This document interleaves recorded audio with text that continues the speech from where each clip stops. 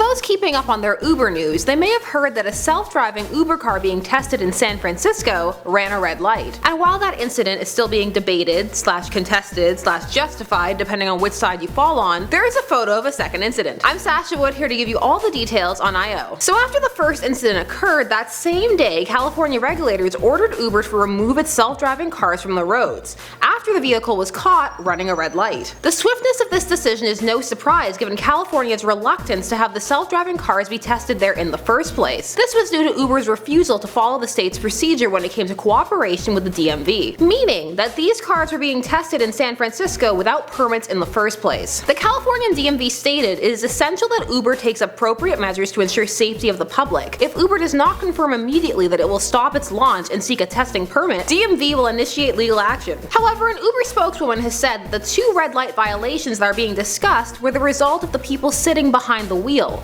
and that those drivers have since been suspended. This comes after a photo was given to KRON4 of another self-driving vehicle proceeding through a red after appearing to hesitate after the light had turned yellow. The hesitation could indeed lend credence to the spokesperson who claims that these incidents were not the cars themselves. As for why Uber was testing without a permit, in a blog post they stated they did not believe they needed a permit since the rules don't apply since the cars have people in them monitoring their movements. But clearly if the drivers can override the car's protocol and cause it to make errors, or take over and commit their own, then clearly permits are required. However, the head of Uber's advanced technology group stated, most states see the potential benefits, especially when it comes to road safety, which is a quote that very much reads like San Francisco just needs to get with the program. It's exactly the kind of hubris-filled statement that would come before such an incident, to be quite honest. It's right up there with, that's never happened before, or that boat is unsinkable. Don't say stuff like that. In a response letter, the DMV's director stated that 20 companies have already been approved to test self-driving cars in California, since they went through the proper channels. The quote reads, "They are obeying the law and are responsibly testing and advancing their technology. This technology holds the promise of true safety benefits on our roadways, but must be tested responsibly." It seems like this is playing out very much like a power struggle, which has been a similar narrative for many of Uber's business interactions, such as the taxi war that is raging in downtown Toronto, Canada, wherein Uber has skirted many insurance legalities and other technicalities in order to operate at all. While it may be a way of life for some, there are still some legal issues to work out, and apparently the need for a better PR team, and perhaps some more humble communication. Does the fact that this seems to have been human error make you feel better or worse? Do you still feel like this is something a self-driving car could do anyway? Uber is standing by its statement that these incidents were due to human error. The quote reading, "This is why we believe so much in making the roads safer, by building self-driving Ubers." Not exactly the coolest, just testing in a city that doesn't want you there, or rather does, but just wants you to go through the proper channels. Do you think that this cavalier attitude will ultimately hurt the plan to unveil self-driving cars? These cars need to be tested, and of course mistakes will happen, that's what these tests are for, but it seems like the human element will never fully be removed, at least at an administrative level. Share all your thoughts down below. I'm Sasha Wood, thanks so much for watching I.O. Stay tuned to stay informed. Bye bye.